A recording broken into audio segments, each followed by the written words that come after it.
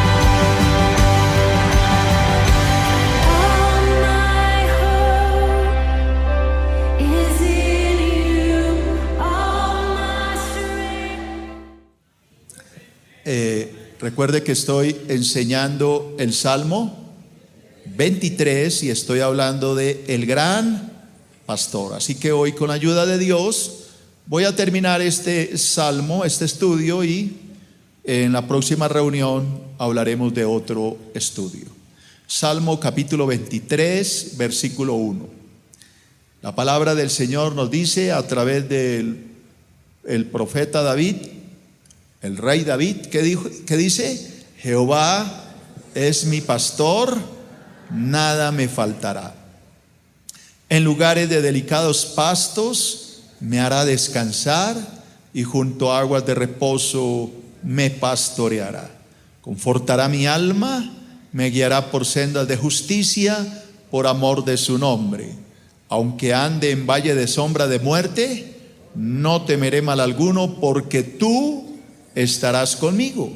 Tu vara y tu cayado me infundirán aliento.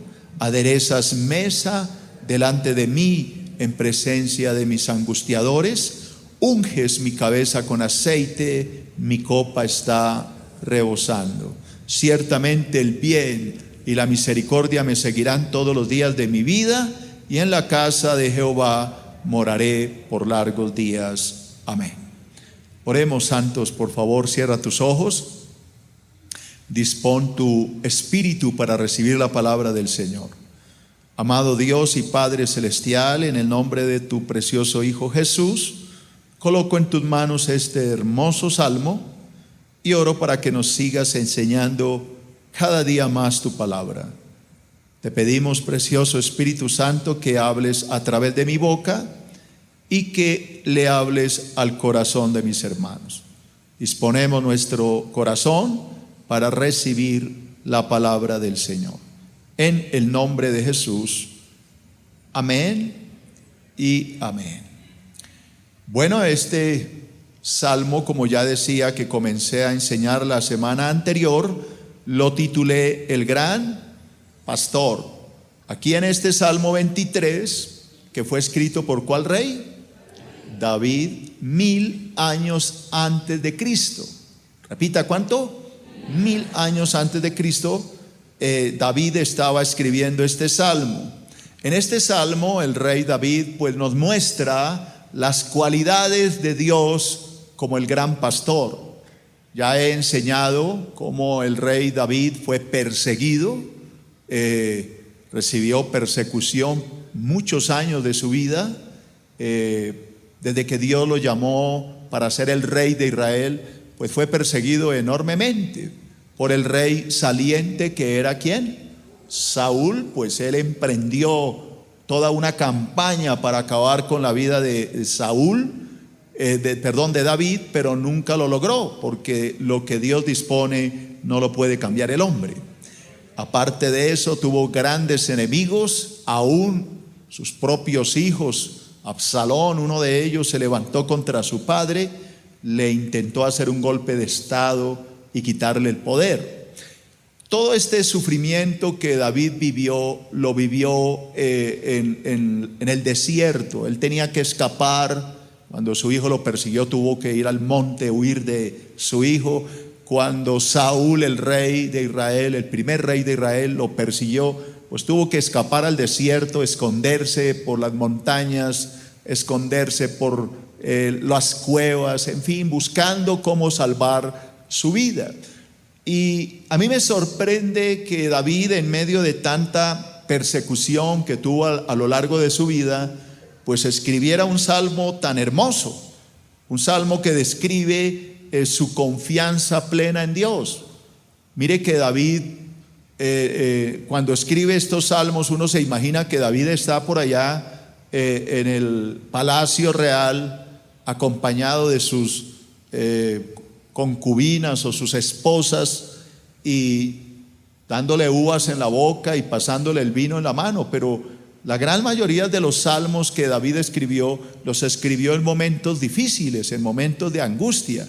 Este salmo creo que no es la excepción, pero yo veo en este salmo una absoluta confianza de David en Dios, porque a pesar de todas las pruebas que le vinieron a su vida, pues David siempre mantuvo esa fe y esa confianza en el Señor. Por eso podía decir: Jehová es mi pastor y a mí nada me faltará. Eso debe motivar nuestras vidas, motivar nuestros corazones a descansar en Dios. Sabemos que en la vida hay muchas pruebas, hay dificultades, hay veces enfermedades, angustias, pero si confiamos en el Señor, nada nos va a faltar. Podemos descansar. Dile a tu hermano: descansa en las manos de Dios.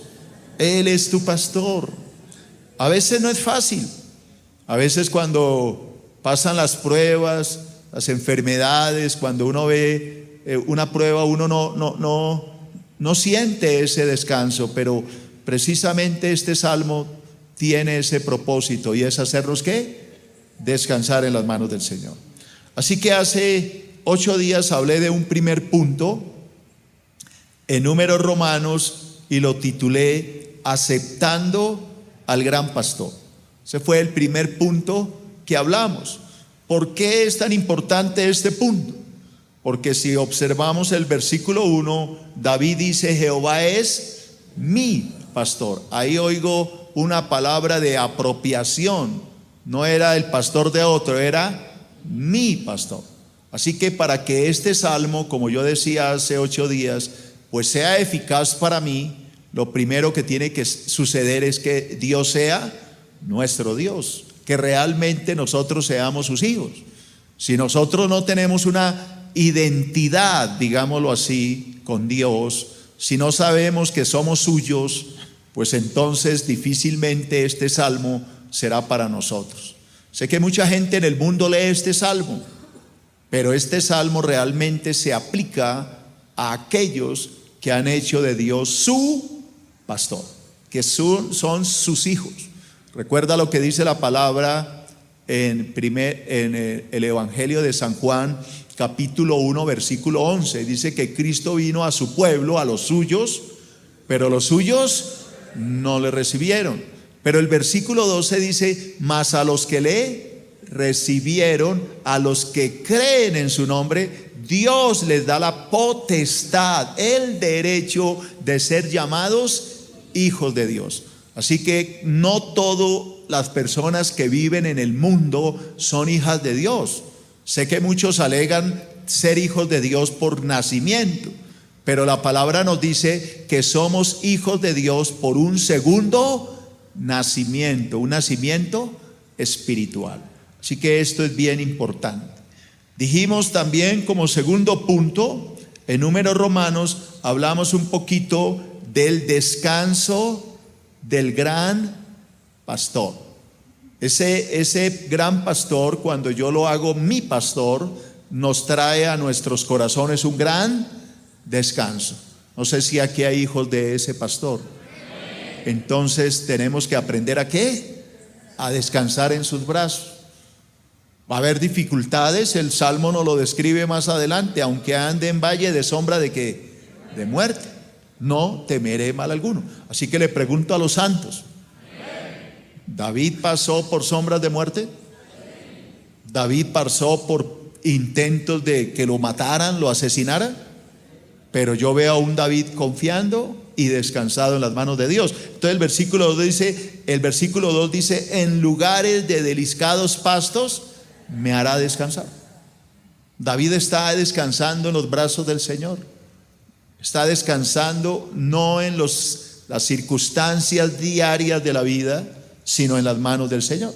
Recuerdan que el Señor Jesucristo dijo: por nada estéis afanosos, sino sean conocidas vuestras peticiones delante de ¿quién? De Dios. El Señor dice que por nada seamos ansiosos, que aprendamos de las aves de los cielos, que ellos no tienen donde almacenar su comida, sino que todos los días se levantan y la encuentran. ¿Sí? Que aprendamos de los lirios del campo, que aunque no tienen costureras o grandes sastres, se visten mejor que como se vistió el rey Salomón. Entonces la palabra nos invita a descansar en las manos del Señor, a no estar ansiosos, afanosos. La palabra nos dice: busquen primero el reino de Dios y su justicia, que Dios nos dará todo por añadidura. Eso es descansar en las manos de Dios. Cuando yo aprendo a confiar en el Señor y estoy seguro de que Él no me abandonará y que Él siempre me dará lo que yo necesito.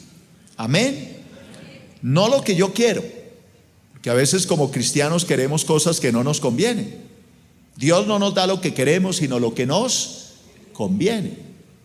Como tercero, hablamos de la dirección del gran pastor. Ese fue mi tercer punto.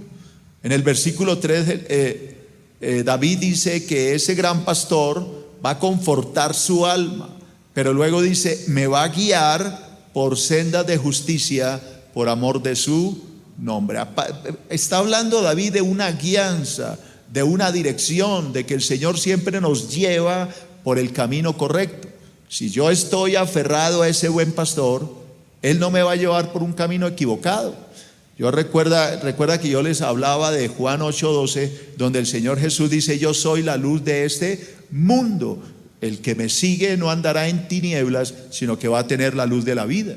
Así que si yo puedo confiar en el Señor y sigo al Señor, pues con seguridad voy a estar guiado e iluminado por el Altísimo.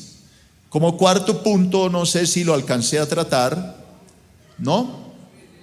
Hablé de la protección del gran pastor, porque el versículo 4, David dice: aunque ande en valle de sombra de muerte, no temeré mal alguno, porque tú estarás conmigo, tu vara y tu cayado me infundirán aliento. Así que yo vuelvo y repito, David habla de momentos difíciles, habla de persecución, habla de valle de sombra de muerte, pero a la vez habla de una confianza absoluta: no temeré mal alguno. Qué bonito cuando un cristiano aprende a hablar de esa manera. Estoy debiendo dinero, pero no temeré mal alguno, porque yo sé que el Señor es mi proveedor. Estoy enfermo, pero no temeré mal alguno, porque yo sé que el Señor es Jehová Rafa, mi sanador. Estoy teniendo dificultades en mi hogar, pero no temeré mal alguno, porque Jehová Shalom es mi paz. Entonces ese cristiano pasa por las pruebas, pasa por la enfermedad, pasa por las deudas, pero ha aprendido a confiar. Debo dinero, pero no temeré, porque Jehová Jireh me proveerá.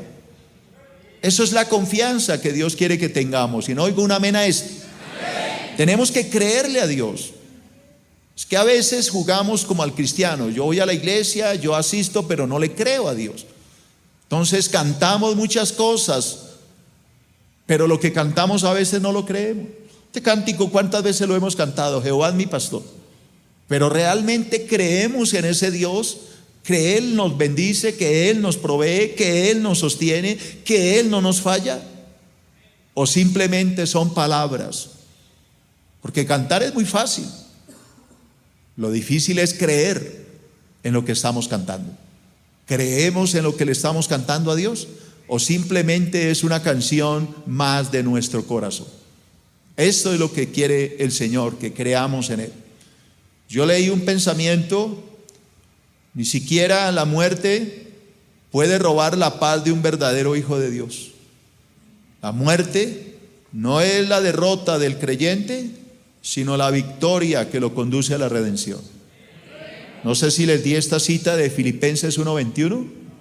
Ahí dice el apóstol Pablo: porque para mí el vivir es Cristo y el morir es ganancia. Repita este versículo de Filipenses 1:21: para mí el vivir es ¿quién? Cristo. Y el morir ¿qué? Ganancia. Entonces eso es lo que está diciendo aquí David: no temeré mal alguno. Ni siquiera la muerte puede asustar a un cristiano. Ya llegará el día en que estemos agonizando, hermano. Si Cristo no llega algún día, nos vamos a morir, hermano. Eso sí, no lo dude. ¿Qué hace que yo tenía 20 años? Y mire lo que ha pasado en tan poco tiempo. Nos envejecemos tan rápido, hermano. Llegará el día que de pronto, si Cristo no venga y no muero de algo repentino, estaré en una clínica esperando mi muerte. Eso es obvio, hermano. Pero la palabra me dice que yo no temeré mal alguno, porque el Señor estará ¿qué? Conmigo. Aunque yo esté andando en el valle de la sombra de muerte, yo sé que después de ese valle de sombra de muerte hay una luz esperándome allá en la eternidad, y es Dios.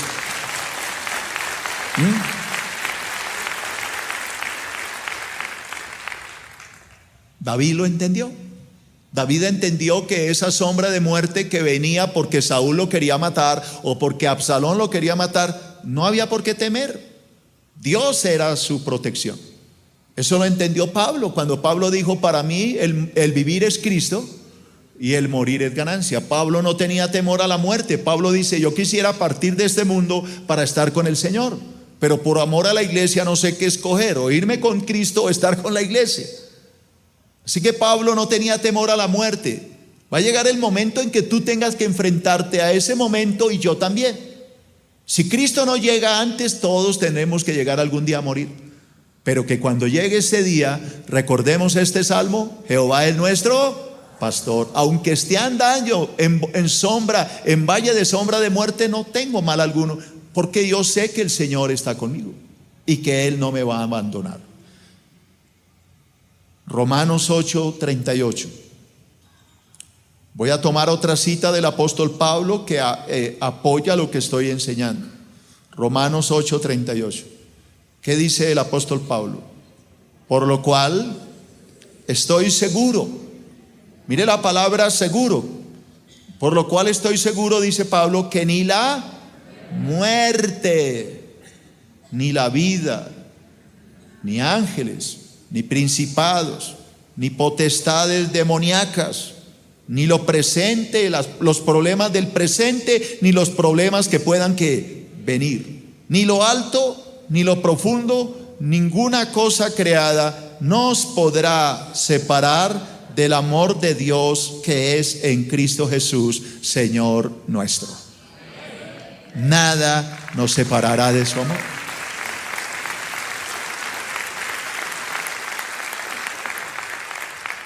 Entonces la pregunta es: ¿tienes esa plena confianza en Dios? Que aún en el momento de la muerte tú puedas confiar en Él. Oigo a muchos cristianos diciendo que le tienen miedo a la muerte. La muerte es una ganancia, dice la palabra, porque la muerte es llegar a la meta. ¿Qué dijo Pablo? He acabado la carrera. ¿Cuál carrera? Pues la carrera de su vida. Es decir, Pablo iba a morir, ya le estaban quedando los últimos días. He guardado la fe, por lo demás me está guardada la corona de justicia, la cual me dará el Señor fiel y justo, y no me la dará solo a mí, sino a todos los que aman su venida. Pablo no estaba preocupado. Él dice: ya terminé la carrera, espero haberlo hecho bien. Terminar la vida no es un castigo, es un premio, porque usted llegó a la meta. Lo importante no es que Dios lo corte antes de tiempo, sino que usted diga: lo logré, llegué a la meta, cumplí el propósito por el cual Dios me creó. Hice lo que tenía que hacer, no perfecto porque nadie es perfecto, pero traté de hacerlo bien. Cuando lleguemos al cielo, el Señor le dirá: siervo fiel, en lo poco has sido fiel, en lo mucho te pondré, entra en el gozo de tu Señor. Lo hiciste bien, eres un buen siervo. No te preocupes, hermano. Aprende a confiar en Dios en todo momento. En todo momento. Confía en el Señor no solamente cuando hay dinero, porque es muy fácil confiar cuando todo marcha bien, cuando la cuenta bancaria pues está a full, cuando las cosas van bien, cuando no hay enfermedades, cuando tus hijos están sanos, cuando tienes provisión. Eso es fácil ser creyente. Cuando todo marcha sobre ruedas, es fácil ser cristiano, hermano. Problema de ser cristiano es cuando vienen las pruebas, es cuando tú te enfermas, es cuando vienen los problemas económicos, es cuando tus hijos se te enferman, es cuando las deudas te agobian y te acosan. Es ahí donde se conoce de qué estamos hechos. Porque ser cristianos, cuando hay abundancia, pues pan comido, hermano. Todo el mundo alaba a Dios con el bolsillo lleno y con la barriga llena. Todo el mundo alaba a Dios cuando su salud está plena.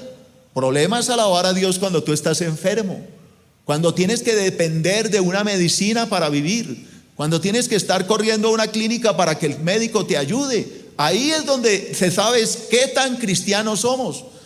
Ahí es cuando se sabe si de verdad amamos a Dios. Cuando las deudas nos acosan, cuando el banco nos está acosando, ahí es donde se prueba la fe del cristiano.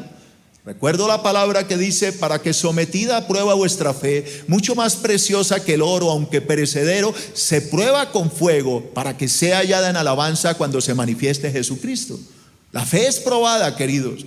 Como el oro se prueba con fuego, así la fe es probada. Así que yo quisiera que al terminar este salmo, todos ustedes salieran de aquí, los que están en sus casas, diciendo: de verdad, Jehová es mi pastor y a mí nada me faltará.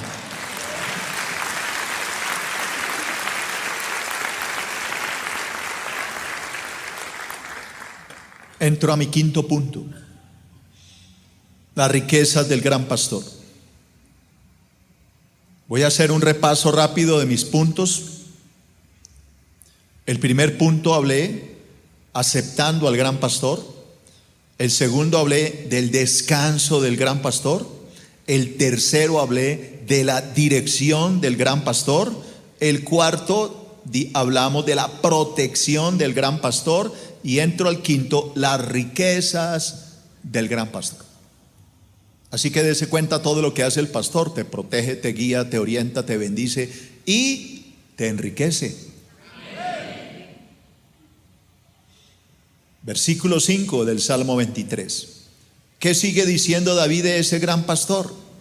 Aderezas mesa. Esa palabra aderezar significa preparas mesa delante de mí en presencia de mis angustiadores, o sea, de los que me persiguen.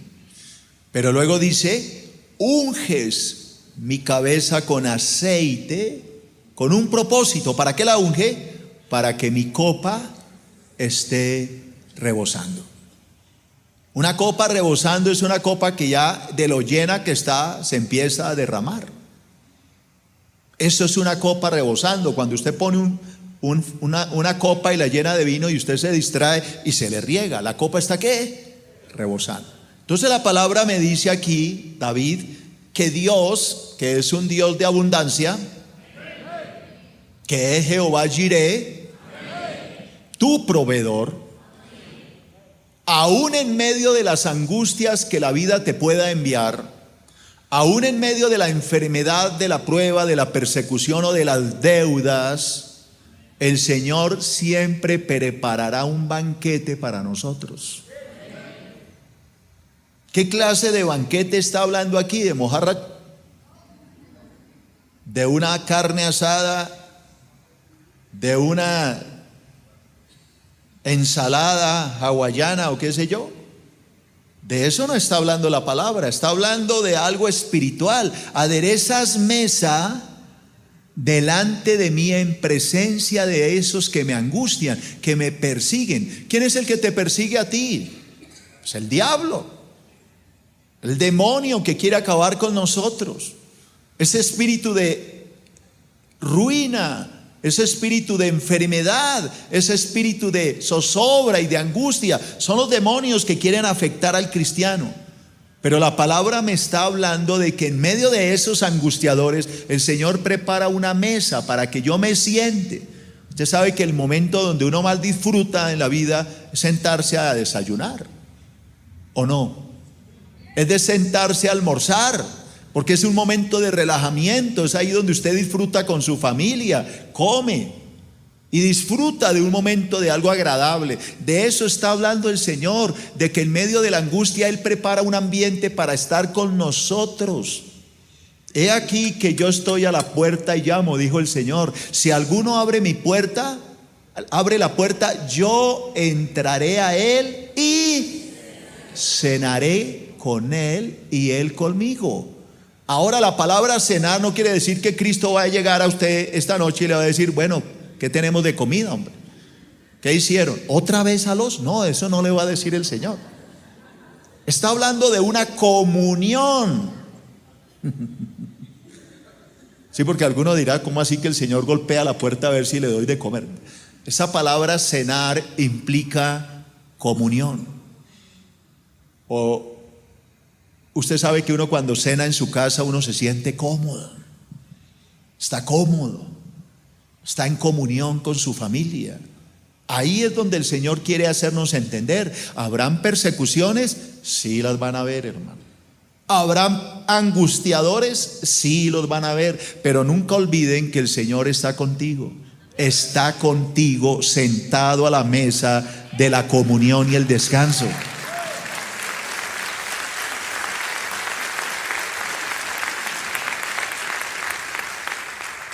Ahora, cuando tú te sientas a la mesa con el Señor, entonces es cuando Él dice: unjo tu cabeza con aceite para que tu copa esté ¿qué?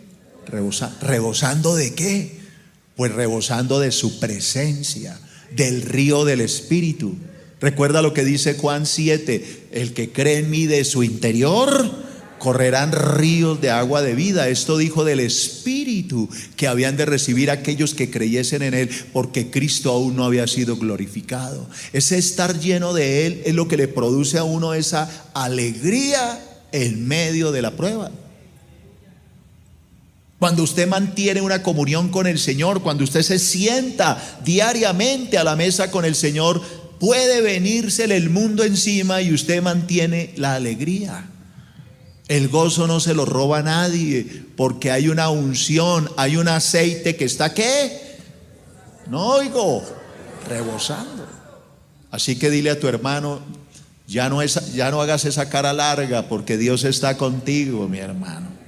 Deja que el aceite te llene, deja que el Espíritu Santo te llene. Aló, yo no oigo un amén. Los hermanos que están allá en la casa, deje de pelear, hombre. ¿Qué hacía ahí alegando a toda hora ya con la esposa?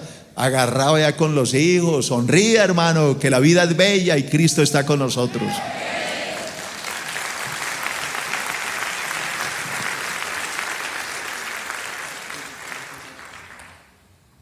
Lee un pensamiento.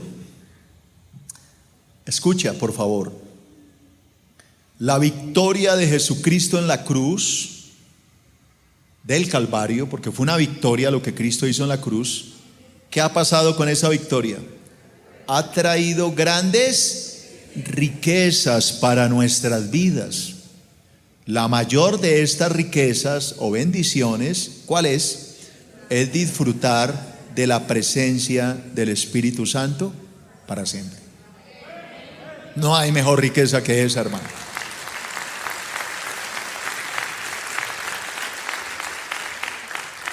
¿Creen ustedes que todas esas personas que trafican con drogas para amontonar dinero, que venden sus cuerpos para amontonar dinero, que asesinan, secuestran, pueden disfrutar de esa paz? Nunca, hermano. Mire los grandes narcotraficantes, ¿dónde están? Unos muertos y otros presos.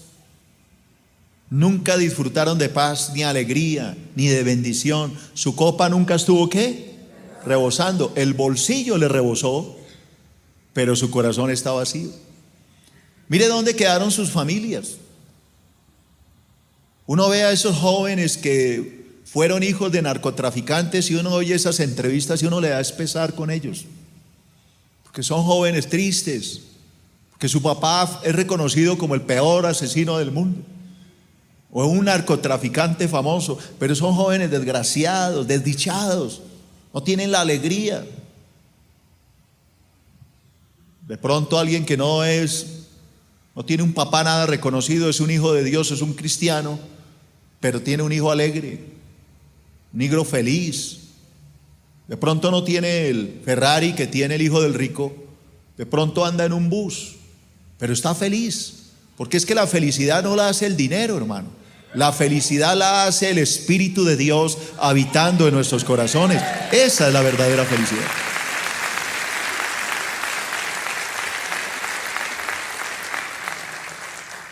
Lee por favor Isaías 44:3.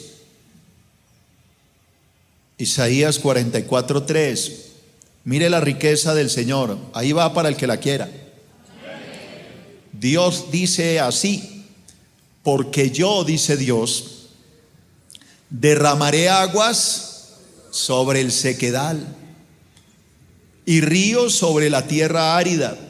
Mi espíritu derramaré sobre tu generación, sobre tus hijos, y mi bendición sobre tus renuevos, sobre tus nietos. Esa es la riqueza de un cristiano. Cuando Dios le dice: como tú me amas, yo voy a derramar bendición sobre tu generación, sobre tus hijos. ¿Ustedes no saben qué es un renuevo en una matica? Es como esos, ustedes saben, sí. Esos cositos que le van saliendo ahí como una pepita y luego va saliendo una ramita. ¿De quién está hablando Dios? Bendeciré no solo a tus hijos, a tu generación, sino a tus renuevos, a esos pequeñitos. Conocerás a tus nietos, conocerás a tus bisnietos, y si toma harta sopa, pues hasta los tataranietos. Eso es lo que Dios quiere.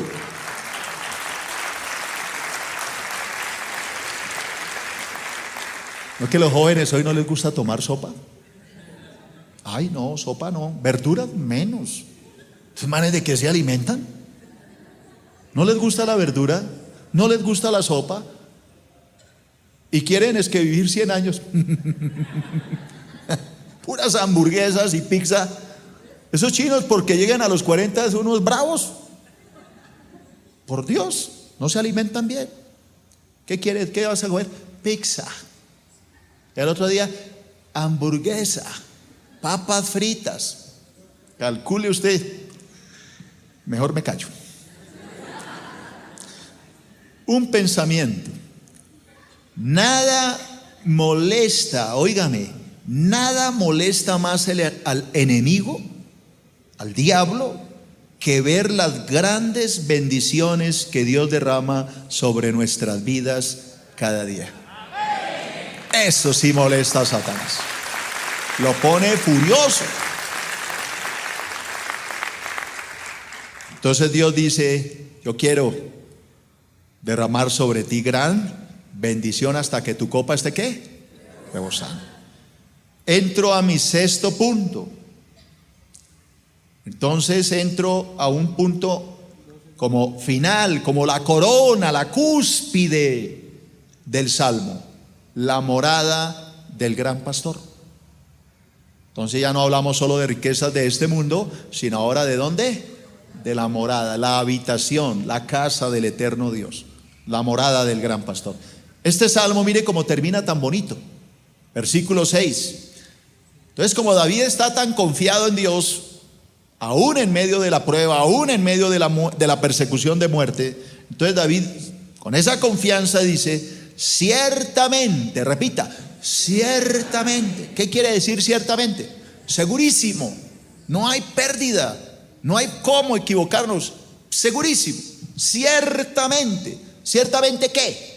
El bien y la misericordia, porque todo es por gracia, me seguirán todos los días de mi vida, y en la casa de Jehová moraré por largos días.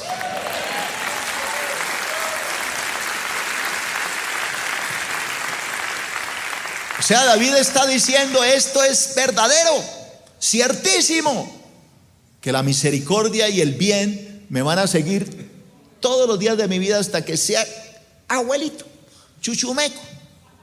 Todos los días mis renuevos los voy a ver ahí bendecidos, parándose, subiéndose encima de mí, cogiéndome a caballo, abuelita, ¿qué? Los voy a ver ahí felices, comiendo paletas, chupando helado por las calles con el abuelo. Los voy a ver a mis renuevos. Yo sé que la misericordia, la gracia de Dios me va a acompañar todos los días de mi vida. Para mis hijos, para mis nietos y tataranietos y bueno, en fin. Pero no se queda ahí. Entonces, como él está seguro de que Dios no lo abandonará, ni siquiera a sus nietos, entonces él dice, y cuando parta de este planeta y haya llegado el momento de morir, yo sé que en la casa del Señor viviré por largos días, por la eternidad. Eso es lo que está diciendo David acá. Amén. ¿Quiénes se quieren morir? Pablo decía, yo quisiera ya partir de este mundo. Pablo era emocionado por morirse.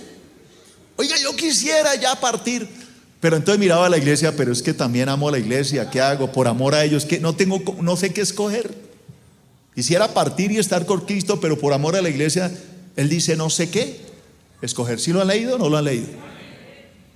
Un pensamiento para los santos. Como si no fuera suficiente recibir a diario las grandes bendiciones de nuestro Creador. ¿Alguien dice amén a esto? Voy a volver a leer, que no creo que están de acuerdo. Como si no fuera suficiente recibir a diario las grandes bendiciones de nuestro Creador, el cielo nos aguarda como la corona de nuestra redención. Allá el cielo nos está esperando, hermano. Y termino con este versículo, este pasaje mejor, Apocalipsis 21:1. Apocalipsis 21:1. Escucha lo que dice el apóstol Juan, que escribió Apocalipsis. Vi un cielo nuevo y una tierra nueva. Esa es la morada de Dios, allá es donde vamos a vivir. Porque el primer cielo y la primera tierra que pasaron y el mar no existía, ya no existía más. Y yo, Juan, vi la santa ciudad, la nueva Jerusalén, descender del cielo de Dios, dispuesta como una esposa ataviada para su marido. Y escúcheme, oí una gran voz del cielo que decía: he aquí el tabernáculo de Dios. ¿Con quién? Con los hombres. Y Él, o sea Dios, morará con ellos. Y ellos serán su pueblo, y Dios mismo estará con ellos como su Dios. ¿Qué hará Dios en esa morada eterna? Enjugará Dios toda lágrima de los ojos de ellos.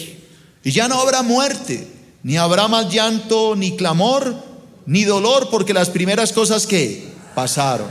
Y el que estaba sentado en el trono dijo: he aquí que yo hago nueva todas las cosas.